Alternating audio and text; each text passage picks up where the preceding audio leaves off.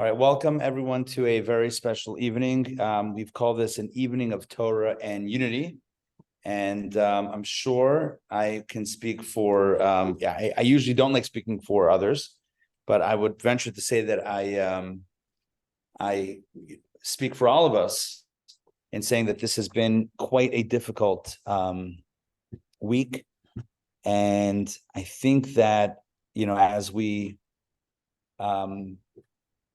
deal with all of the emotions, and we deal with all of the stories that we're hearing and the visuals that we're seeing and the news that we're getting, I think what's clear is that we're stronger when we are together, and we are more, as far as a response, we're just more poised and posed for a healthier response when we are together in achdut, in unity, and in brotherly and sisterly love. And so that really is the aim of the evening, to gather together.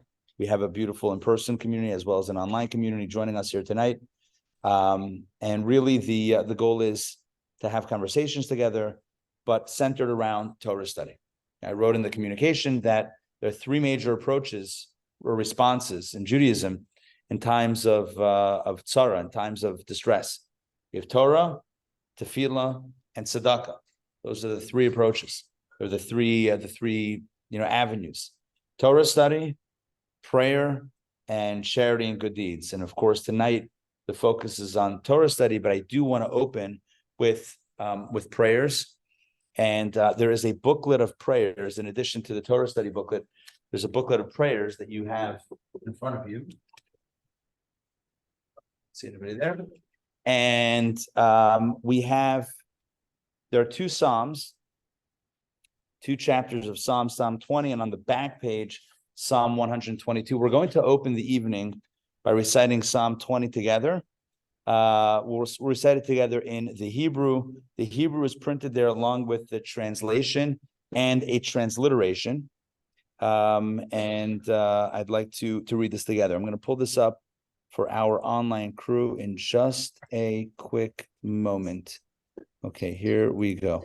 And one more thing before we get started, I just want to acknowledge and extend a special thank you to Dr. Joy Maxey for sponsoring tonight's event. Thank you, Dr. Maxey, for helping sponsor tonight's event this evening of solidarity, Torah, and unity. All right, so let's open with the Psalm, chapter 20. You can read it from the Hebrew or from the transliteration, and let's do that together. Lam natseach mizmar leDavid, Yancha Adonai b'yom tzara, Yisagevcha Shem Elohei Yaakov, Yishlach Ezracha mikodesh umitzion Yisadeka, Yizkar kol minchosecha v'olascha yidashna sela, Yitein lecha chilvavecha v'chol atzascha yimale, Niranna b'shuasecha uv'shem Eloheinu nigdagal yimale Adonai kol meshalosecha, Ata yadaiti ki Hoshia Adonai Meshichai Yaneu Mishmei Kadshay V'Gevuros Yesha Yeminai Ele Varechev V'Ele Vasusim V'Anachnu B'Shem Adonai Eloheinu Nazkir Hema Karo V'Nafalo V'Anachnu Kamnu V'Nesoidad Adonai Hoshia Hamelech Yanenu V'Yom Karenu. That is chapter 20 of Psalms, and I will mention that chapter 20 is a very special chapter of Psalms that is typically recited in times of distress, in times when blessings are needed, whether it's a blessing for good health, blessing for Yeshua salvation, blessing for any very relevant, pertinent, personal need. We recite chapter 20, and that's how we're opening this evening. After our Torah study session, we are going to be reciting on the back page of this booklet, chapter 122 of Psalms. That will come at the end of tonight's program. And of course, the third piece of it, tzedakah, you can certainly give at any time to any worthy cause. And I know all of us have been giving and been contributing. And so I encourage you to keep on giving and supporting worthy causes. All right, let's jump into tonight's Torah discussion. I wanted it to connect the conversation tonight. I felt it would be meaningful to have a conversation that pertains not only to Israel and what's going on in Eretz Yisrael and the Holy Land, but also a conversation that pertains to the Torah portion this week, which is Bereshit. As I'm sure you know, this week we begin studying the Torah. From anew. We actually concluded the Torah reading on Simchat Torah, which is the day of the festival, the day of celebration in Israel. That's when, of course, the this massacre and the terror happened. On Simchat Torah, we conclude the reading of the 5 books of Moses, the Torah, and we begin from the beginning, literally Bereshit in the beginning. But we only read the first piece of the beginning, the 7 days of creation, and then we close it out, and that's it for that day. What we're doing this Shabbat is reading the entire opening Torah portion of Bereshit, and I thought it would be meaningful to explore some themes of the Torah portion and relate it to the land of Israel, to the Holy Land, and to our personal lives as well, and perhaps even to a call for what we can be doing in our own lives in a time like this to give ourselves moments of or experiences of meaning and purpose. And just to mention that, I'm sure you have had this experience. It's right over here, 2 together, next to my mom. Very special scene. So I'm sure you've had this experience, but maybe because I dress like a rabbi, but I've been stopped. I've been approached by I don't know how many people, whether it's in synagogue or at Kroger or on the street or just driving on the road, and saying either messages of support and sentiments of unity, but also one of the strong senses that I've been getting is people not really knowing what to do. It's like I feel something, I want to do something, I don't really know what to do. And again, as we started today's session, I wrote in the emails and the conversation, the communication, clearly Judaism has spiritual paths for us to take in moments of distress: Torah study, tefillah, prayer, and tzedakah. But I think it's also a time when we take stock of what we can do personally and where we are, in our perhaps in our greater life's mission. And so I want to speak to that as well tonight. So I want to begin with the opening verses of the Torah, and we'll do a bit of an analysis together. The way we'll do this is you each have the text in front of you. I'm going to put it up on the screen as well. And we'll just go around, and if you don't mind reading, that would be amazing. So let's start with text number 1. This is in the was magenta. Is that the right color? Did I get that right? Yeah, I'm very proud of my color identifications. All right, so here, this is the magenta text. We pull this up nice and large on the screen so everyone can read it as well here on Zoom. Okay, here we go. Darcy, you up to reading? Okay, amazing. Thank you. In the beginning of God's creation of the heavens and the earth. Now the earth was astonishingly empty, and darkness was on the face of the deep, and the Spirit of God was hovering over the face of the water. And God said, "Let there be light," and there was light. And God saw the light that it was good, and God separated between the light and between the darkness. And God called the light day, and the darkness he called night. And it was evening and it was morning one day. Okay, thank you for reading that. These are the first 5 verses of the Torah.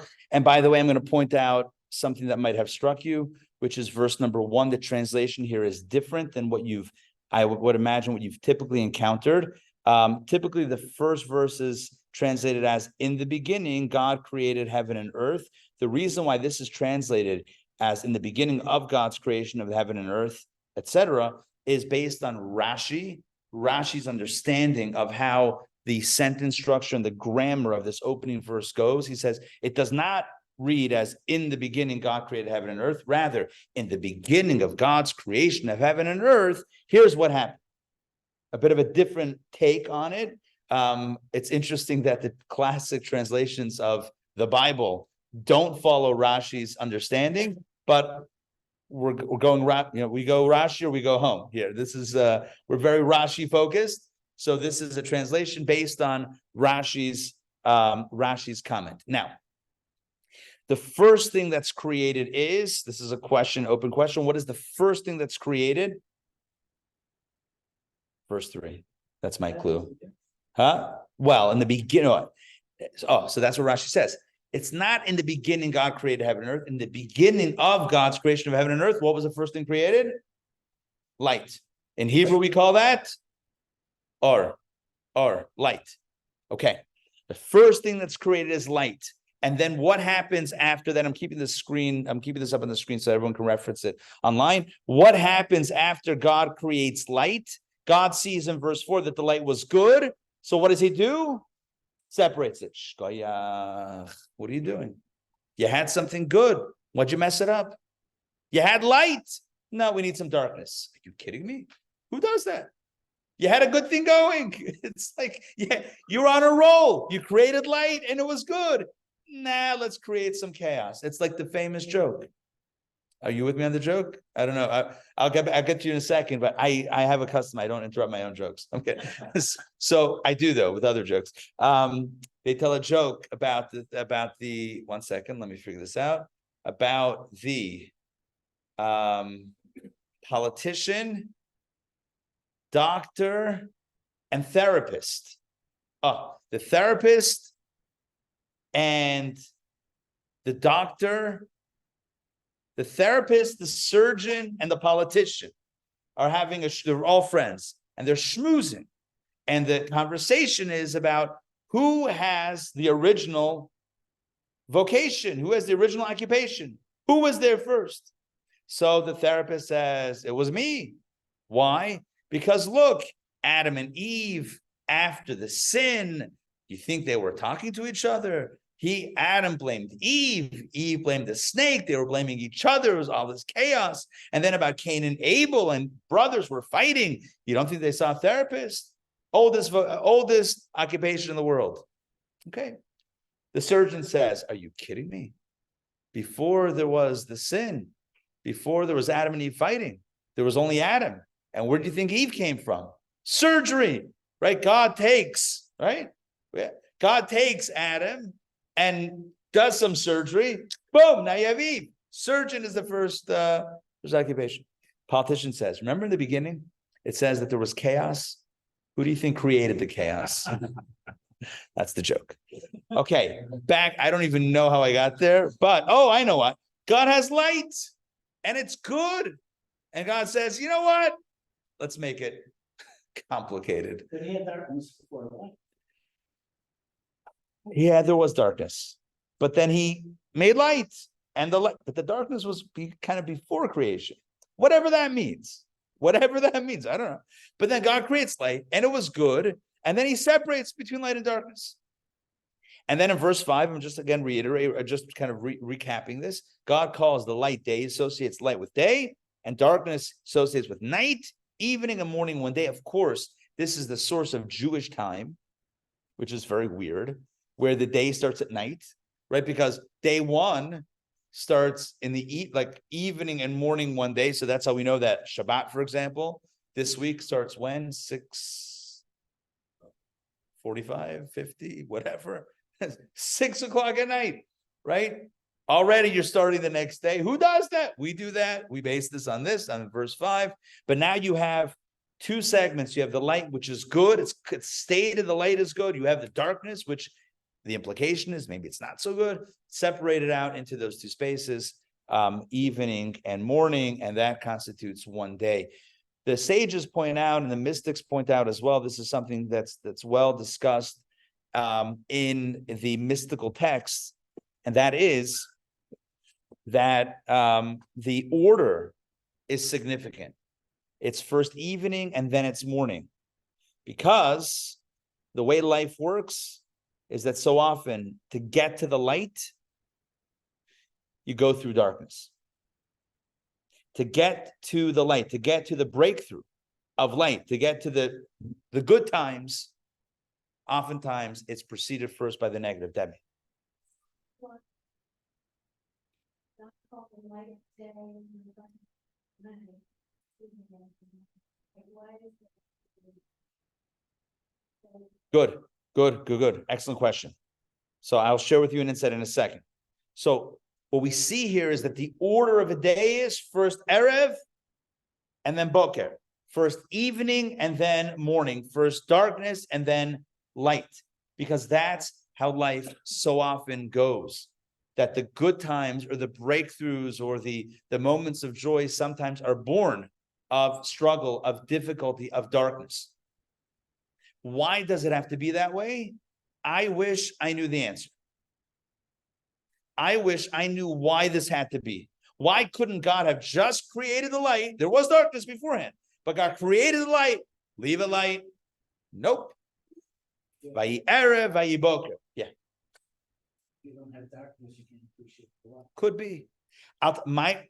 What you're saying is true. Yes. My counterpoint would be try us. You can't appreciate the light without darkness. Let's give it a try. Especially in moments like this. It's like, you know what? I would renege. It's like the Rabbi said more than on one occasion. He said, it says in the good books that the longer the exile is, the greater the light of Geula. The Rebbe said on more than one occasion, we'll forsake the extra light to end it now. Yeah? Hold the extra, hold the supersize me on the fries. Let me just take the order right now. I'll forgo the extra, the whipped cream on top. Let me just take this. So why does it have to be like this? I don't know. But this is clearly the way God creates it. But to get back to Debbie's question, what's clear here, the first thing that's created is light, which tells us that the purpose of it all is the light. So even though so often we're wading through darkness, right? We're making our way through those dark spaces through the Erev. The Torah is reminding us of the goal, and really the objective is is that light. Mark. Yeah. Going back to your joke, real politician. Yeah. It really sounds like the first thing that was created was void.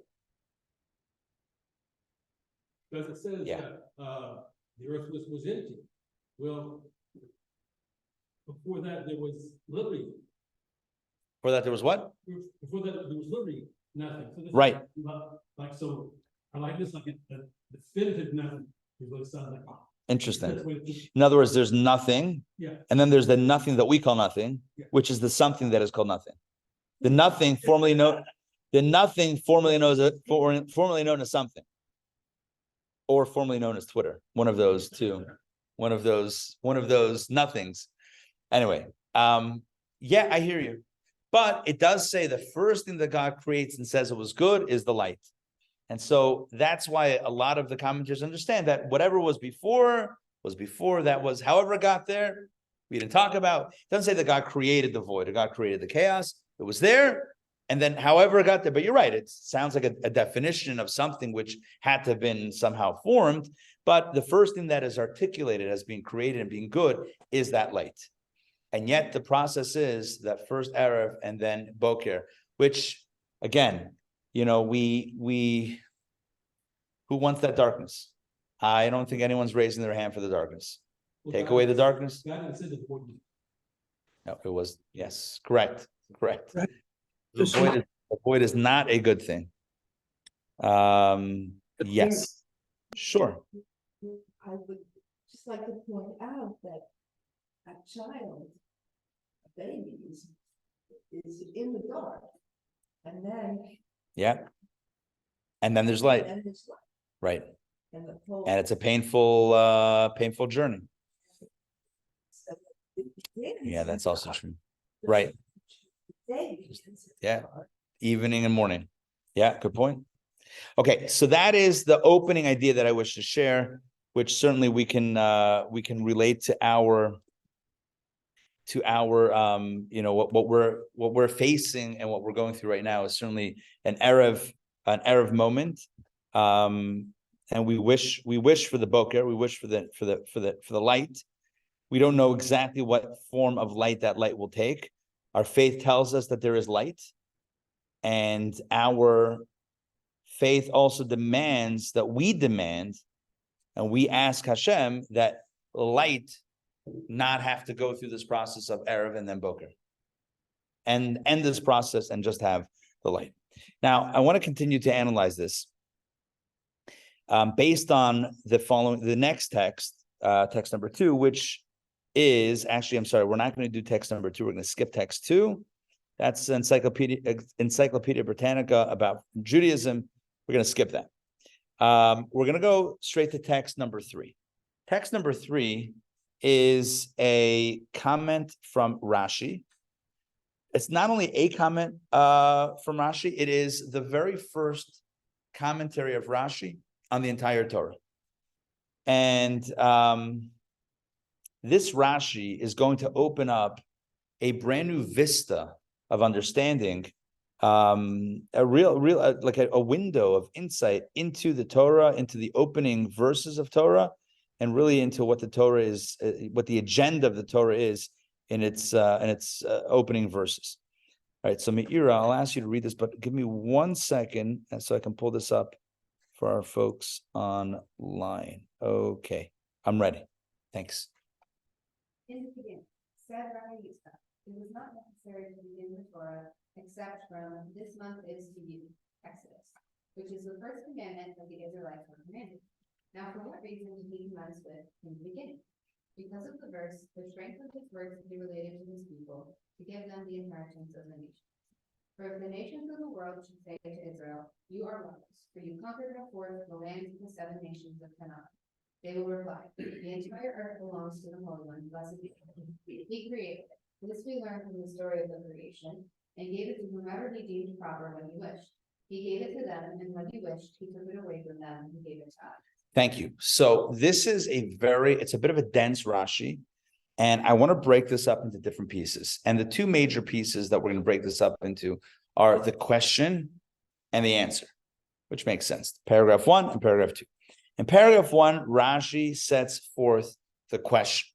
And I will tell you that this is a bit of an unusual methodology for Rashi, in that if you've studied Chumash and Rashi, the Torah text and Rashi and other verses, you'll probably have noticed that Rashi is typically very succinct, very brief. There's a lot of brevity in Rashi's comment, in his commentary, to the point that he doesn't typically articulate the question and the answer. He just makes a comment, and there are super commentaries on Rashi, commentaries on Rashi's commentary that explain why Rashi comments what he does and what he means. And the question that he's addressing here was the question. Here's the answer. Here's the new idea. Here's the paradigm shift. Beautiful explanations of Rashi himself. But here in this opening Rashi, Rashi does the work for us. He says, I'm not going to make you guess the question. Here's the question.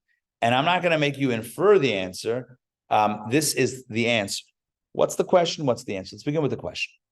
The question is, why does, and he quotes Rabbi Yitzchak, he says, and the question is, why does the Torah begin with the narrative of creation? It rather should have begun with a verse from Exodus 12. HaChodesh hazeh lochem, which is the mitzvah of Rosh Chodesh. What's the significance of that verse and that mitzvah? It is the very first mitzvah that God gives the Jewish people as a nation. God has given individuals commandments. God has given Adam and Eve the commandment to be fruitful and multiply. God has given the commandment to Noah to not consume Abram and Achai, limbs from consume an animal alive. God has commanded Abraham to circumcise himself, and it's a Brit Milah. But the very first commandment, collective commandment for the entire Jewish nation, is the mitzvah of Rosh Chodesh, setting the Jewish calendar. And now you wonder why Jews are obsessed with the Jewish calendar. You get 20 calendars every year. Now you know why. Very first mitzvah that the Jewish people receive is the mitzvah of Rosh Chodesh. Rashi's question, quoting Rabbi Yitzchak, the question is, the Torah should have started with the first mitzvah. Now, you might be thinking, why would it start from there? Well, all of this is based on an unspoken premise that Rashi has. And the unspoken premise is that Torah is not a book of history. If Torah was a history book, if Torah was a book about the origin of life, well, then all of this makes sense. In the beginning of God's creation, there was darkness and void, and then God created light. Narrative continues from there. All of that makes sense if this is a history of the world or a history of the universe. How did we get here book? The book of how we got here. If that's the case, it makes sense. But if Torah is an instruction manual for Jewish life, if it is detailing the mitzvot, the commandments that we need to do, then the question comes to the fore. And the question is, why begin with a story and not with the guidebook? Imagine. Yeah, it's a long preamble. Think about this. Imagine you buy a toaster oven made by Sunbeam. I think that's a real company, right? Sunbeam. I don't know if they make toaster ovens, but it doesn't matter. Let's just assume they did. Assume they do. You buy a toaster oven, yeah, or a toaster, even better. Toaster from Sunbeam. Great. And you open up the manual, it says, well, here's how this works. Many, many, many years ago, there was no life on this planet. Then human beings emerged. Then then people figured out how to make bread. Can you imagine how much trial and error went into that? I always think about food in that context, trial and error. Who figured out how to make bread? That must have been probably a lot of things were tried before people were like, this actually tastes good. Anyway, the point is that instruction manual will be very long and very convoluted. And by the time it told you how to use the toaster, how to make toast and the settings, you would probably, number one, you'd be very hungry. Exactly.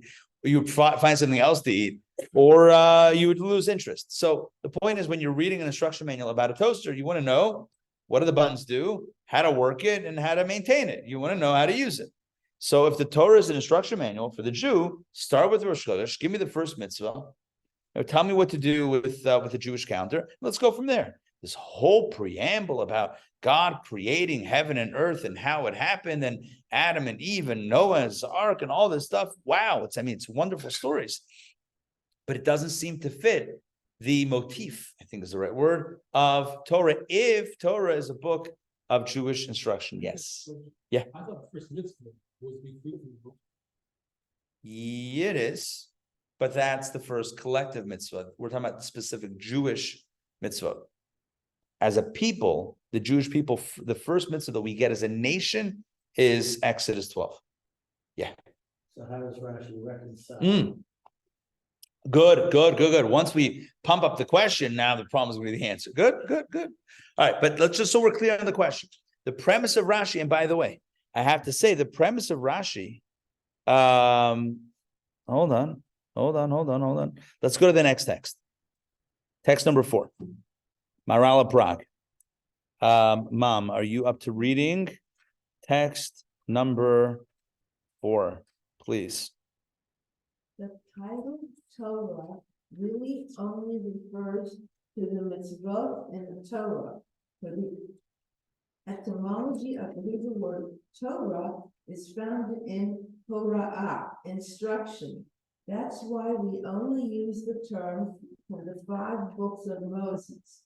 As in the verse, this is the Torah of Moses, because that's where the mitzvot are documented.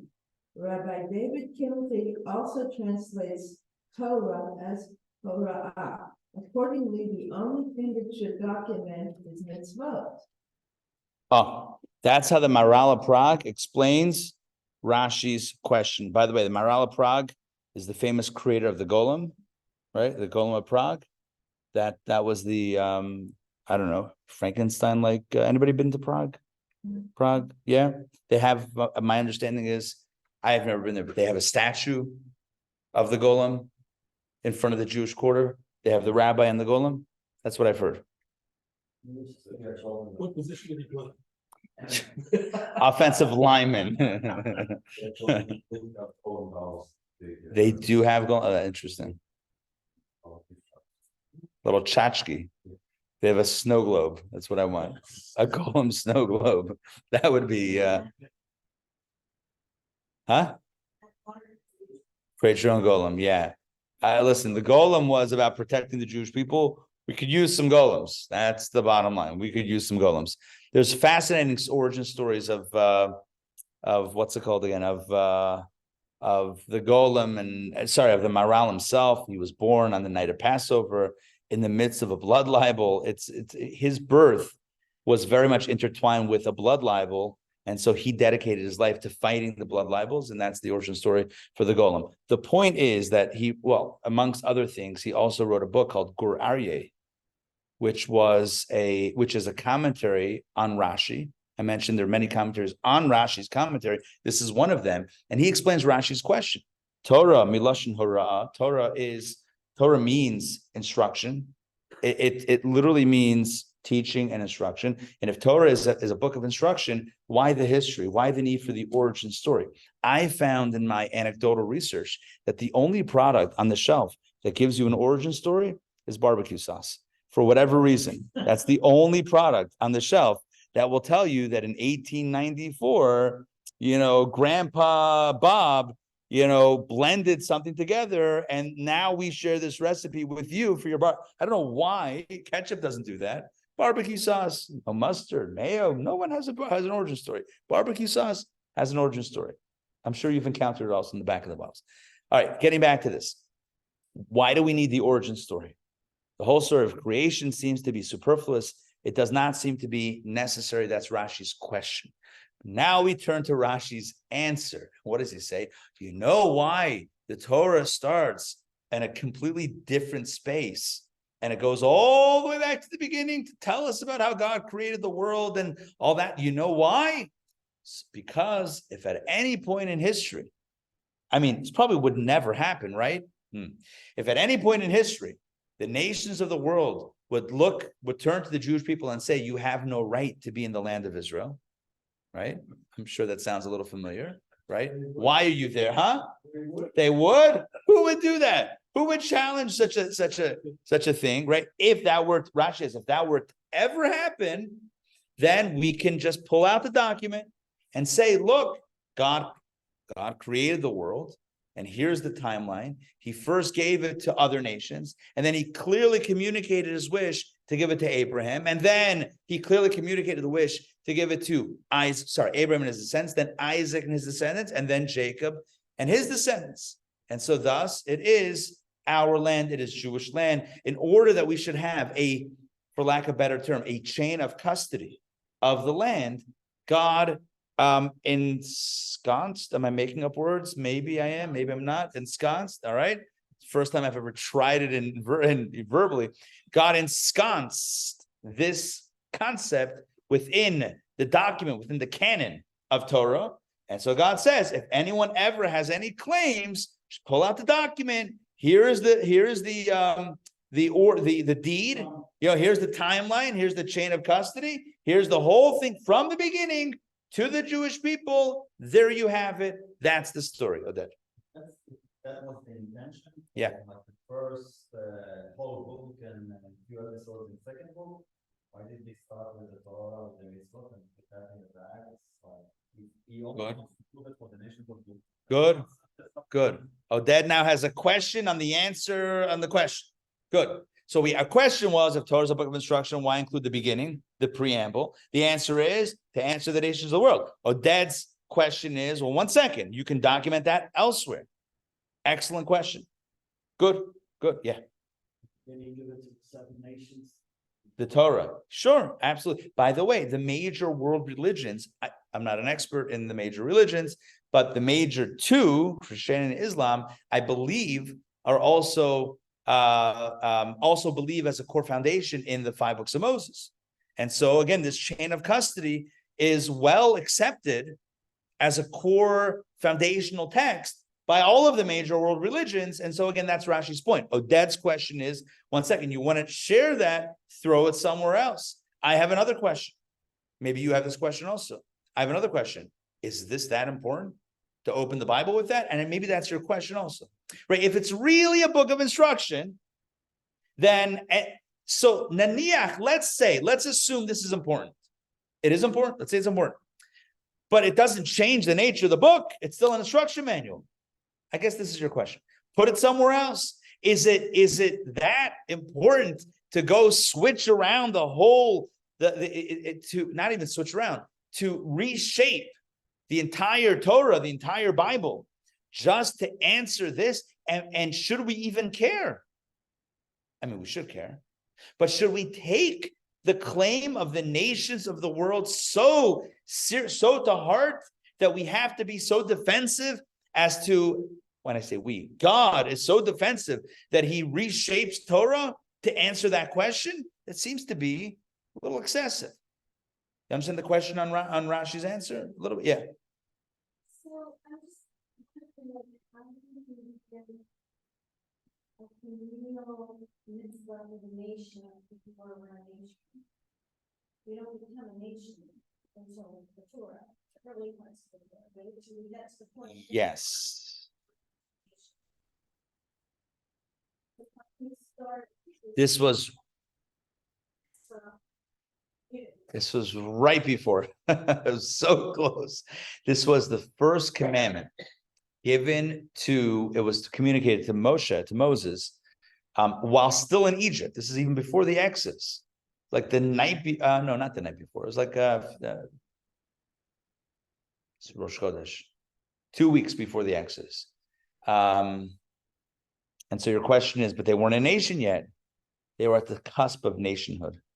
It seems like that was, if we're grading on a curve, they just got in. But the intention was, as a mitzvah, to be a collective mitzvah for this people that will be born with the Exodus and given the canon of Torah. Sure. Mm-hmm. Oh, that's what you're saying. Oh, yeah, I agree with you. Yes. I'm sorry for completely misunderstanding you. You're saying, how could the Torah, according to Maharal of Prague, based understanding Rashi, how could, what would it look like? The Torah would say, God said to the people, here you go. Well, who are the people? Who's God? How do we even know who anyone is? Who are the characters here? You have to establish the character. Great question. Either Rashi's intent is that it could have minimized the general story of creation and human beings and just focused on, more myopically focused on Abraham, Isaac, Jacob, and that narrative, maybe. Or literally Rashi suggesting that the Torah be a list of rules and the background information would be contained in a completely different canon, which, by the way, is not crazy.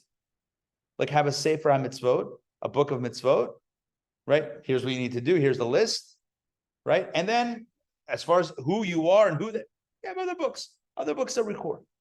It would be similar to, the books of, let's say, the books of the prophets, which tell stories about Joshua and Samuel and David, and Saul and David and Solomon. You have all these wonderful stories. It's not Torah. Okay, it's Tanakh, but it's not what we call the Torah of Tanakh, because Torah is the mitzvot. That's what makes Torah Torah. So you can have the stories in another space, but the mitzvot should be just, contained. So either one of those approaches would work. Either you give the basic background to the nation, or maybe cut the whole thing out. That could be Rashi's question. Rashi's answer is no, because we need to address the question of the claim of the nations. Now, again, the obvious point is it's very telling that even in 2023, 5784, right, we're still dealing with this question of Israel's right to exist as a Jewish land. Yeah. David. So the Torah is not effectively the result of the title search. Yeah. Why don't we try? Gave us the work. He didn't give us the story. Well, no, in the Torah it says that giving you this land, which has boundaries. No, God himself details in Deuteronomy the borders of the land of Israel, and that's the gift that he's giving to the Jewish people. So the whole earth he creates, but the specific sliver of land he's giving to the Jewish people, and that's the title search. But again, the question, I think we're all kind of touching on this question is, it seems like an important question, and obviously as it stands today, as it has before, an existential question. And yet, is it worthy of starting Torah with this? There's a lot of big questions. Is this the thing that we should start Torah with? And even if it's important, couldn't we have found another context to share this information with? So I want to share with you a perspective. that the Rebbe shared in his analysis of this Rashi and the opening of Torah, which I think again is very, very relevant to the times we find ourselves in, number one, and also speaks to our purpose and mission, and perhaps gives us a little bit of light in these times in our lives and in our history. And that perspective is as follows. Many of us. Let me start a bit of a different way.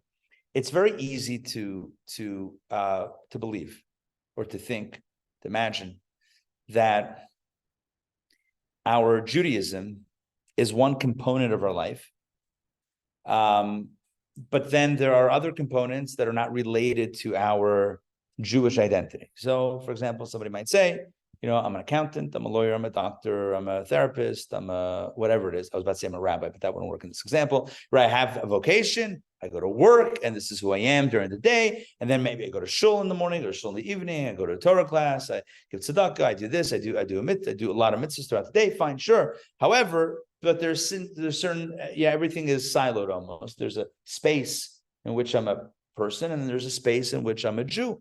There's a space of physical life and a space of spiritual life. There's a space for materialism and a space for for the higher things in life. And that is a very valid.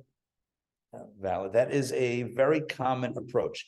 Even if we're not consciously thinking along those terms, I will say it's a very common approach to think that, I am who I am, and then I do these good deeds, I do my Jewish things, and I have that as a thing. And that is essentially dividing reality into two spaces: the space of materialism and the space of spiritualism, dividing into two distinct domains. And again, it's very reasonable for a person to assume that and to take a life approach that way. However, Judaism, I share this in many classes and many occasions, Judaism is not a religion. Why? Because a religion means that this is something you believe in, or something that you aspire to or have faith in, or whatever it is. That's what a religion is. Judaism is not a religion, it's a way of life. Which means that Judaism is not meant to only be experienced in shul or in the Beit Medrash or in moments, holidays. Judaism is meant, it's a holistic way of life.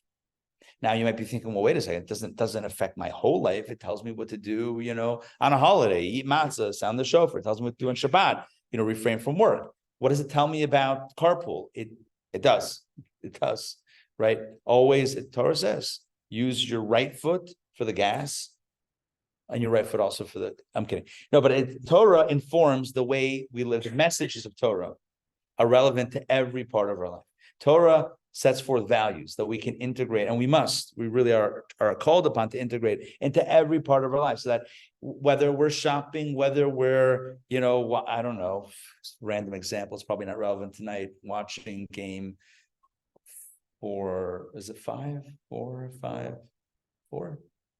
2-1. Is it 2-1? Okay.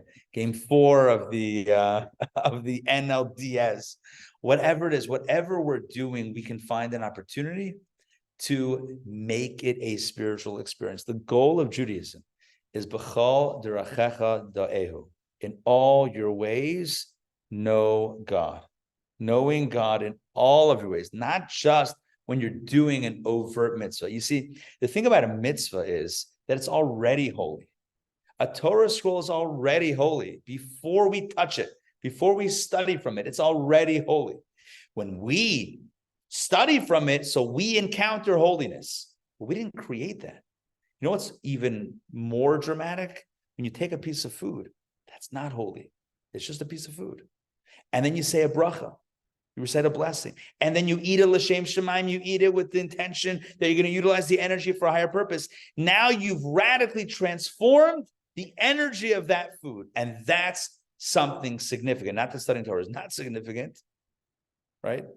But transforming the nature of reality is something phenomenal. You see, there's 3 domains in life: the forbidden, the holy, and the larger area in between, which is the neutral. The forbidden is off limits, that's unholy. The holy is already holy. Do holy things, great. But the middle space, that large, vast middle space, the gray, the neutral part of life, that's where we can really contribute to this thing called life, to this partnership called creation. We contribute in those gray spaces. We contribute in this space of neutrality to transform the neutral into the positive. I sound like an electron, or is it a proton? I don't know. Whatever. Protons are positive. Are you proton? I'm kidding. Are you positive? No. All right. Right. So that's the goal, to transform the neutral into the positive. That's the goal. It's straight up science. Right. This is Judaism. So Judaism exists really, essentially, in every space, not just the small corners of our day. It's not like we're Jewish out of 24 hours. We do Jewish things, or we identify with our Judaism for like 60 minutes a day, maybe 45 minutes in the morning, Shacharis, then 15 minutes, or maybe more than 60, 15 minutes for Mincha, 15 minutes for Ma'ariv. That's already, what are we up to? An hour and 15. Mitzvahs throughout the day, so maybe an hour and 45 minutes a day, 2 hours a day, we do Jewish things. The rest of the day, we're a normal person. Jews are not meant to be normal. Sorry, don't isolate that quote. Jews are not meant to live that way, right? We're meant that every part of our day should be informed and inspired Jewish. This explains on a deeper level what Rashi's saying. On a basic level, we get it. In 2023, October 12, 2023, there are still people in the world, and people that will have no fear of spouting this in the media or social media or in our faces. People say, get out of the land, it's not yours, you stole it. Rashi says people will say that. How could Rashi have known? Rashi knew. To this very day, people are still singing that same song. You don't belong there. And Rashi says, look at, David, I love how you said that. Look at the title. What did you call it? Title search. Here's the title search. This is it. This is the whole story. Take a look. You believe in this document also. It's your document as much as it's our document. It's the foundational document. Show me in your document where it says anything else. None of your new documents contradict that. It's all based on the original document. This is the story. So that's the simple answer. Simple. That's profound also. But that's the simple meaning of Rashi. The deeper meaning of Rashi is that it's telling us about life. When the nations of the world say to us, you stole land, what does that mean? You took the earth and you're trying to append an adjective to land. Which adjective? Holy. You're trying to make land holy. The nations of the world say, listim atem. Y'all are thieves. Y'all stole this land. Not only this land, but all the lands. You have no right taking gashmiut, the physicality of the world, and making it ruchniut, and making it spiritual. How dare you? You want to do spiritual things? Stay in your lane. Grab a Torah scroll, grab a pair of tefillin, grab a mezuzah, grab a pair of tzitzis, and do holy things. Knock yourselves out. You want to transform the mundane experiences into holy experiences too? Back off. Back off. This is a spiritual understanding of what Rashi is saying. The nations of the world say, you turned the land, you made it into a holy land. You're calling it Israel? It's Canaan. It's Canaan. It's an unholy land. What right do you have to even take any land? You want to do spiritual things? Great. You don't need a physical plot on earth to do that. Right? You want to do spiritual things? Great. Meditate and levitate and do your thing. Why do you need a physical land? For what? And to this is the response. God created the world. And why did God create the world? That's how I started today's session, today's class. God created the world in order for there to be our light. That light should permeate everywhere. And it's only afterwards that God separates between the light and the dark spaces. But the real goal is that everywhere should be light. And so we tell the nations of the world to this more spiritual claim that you want to pigeonhole Judaism and to pigeonhole Jews and to kind of put us in a certain spot, to marginalize us in a certain space and say, you don't get to be everywhere and involved in everything and share Jewish ideas on life itself. You get to grab your Torah and dance around the little bima, and that's it. That's all we're giving you. And the response is, God created the entire world. And God created the entire world as light. And then God brought in the darkness. And our goal is to undo the darkness. And how do we undo the darkness? By revealing the inherent light, by revealing the light embedded in every corner of creation. That is our job. And how do we do that? Very simply, by utilizing the stuff of this world for a higher purpose. And that reveals the light embedded in creation. And so, just to recap this, we learned Rashi, just to explain, on two levels. There's the simple level and then the spiritual level. The simple level is Rashi saying the nations of the world are going to call us thieves. And the answer is God created the world. He gave it to us. End of story. Here's the title. Here's the title search. On a deeper level, the nations of the world say to us, you stole the land, i.e. you took land and tried to make it holy. What gives you right to make a land holy? And the answer is, who gives us the right? God created the world for the purpose of the earth being holy. And we're not stopping with the land of Israel. The goal is that everything we touch, we are spiritual alchemists. Everything that we touch is meant to turn to gold, not physical gold, spiritual gold. Meant to transform everything into a space of spirituality. That's the goal of life. And so we come full circle. We're facing a time, at least in my lifetime, that's unprecedented. And every few years, it seems like there's the cycle. Right? This feels different, and it is different. But with every cycle, you always have the pushback. Why are you there in the first place? We need to be confident.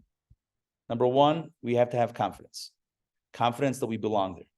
If we're not sure that we belong there, then we are starting off in a huge disadvantage in any conversation. Confidence that we belong there. Confidence that this is God's gift to us. Proudly own your gift. We need to proudly own our gift from God. That's message number one from Rashi. Message number two, thinking about what it is that we can do. What can we do? We can send money, we can send supplies, and we need to. We need to support in messaging, we need to study Torah, we need to daven, we need to do all of these things.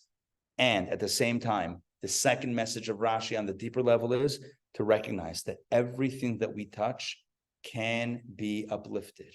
We are spiritual alchemists, turning lead into gold, turning matter into spirit. God took spirit and made it into matter, and our job is to reverse what God did. God took ethereal energy and turned it into physical substance. Our objective is to take that physical substance and revert it back to ethereal, not to undo the fabric of existence in a literal sense, but to display, to put on full display how this world is God's garden, which means in very simple terms, to be light makers. Our job is to spread the light. In a world of darkness, in a world of coldness, in a world in which so often there's so much pain and suffering, our job, every single one of us, individually as well as obviously collectively, our job is to generate light, is to take the darkness and undo it, to take the matter and undo it until it shines spiritually, to show the authorship of this space as God.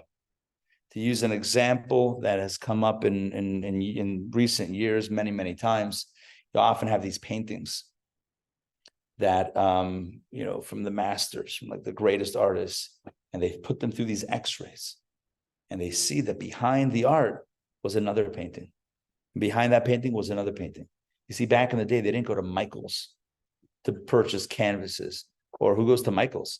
Truth is, I don't know where professionals actually get their canvases from because I'm not an artist. What is that? There's a Blick. Is that an art store? Blick? I got that right? Oh, maybe I do know. Anyway, so they didn't just have them at the ready or order them from Amazon or whatever it is. They reused canvases. And when you peel back the layers, you realize that there's another more magnificent layer, more magnificent layer, more magnificent layer.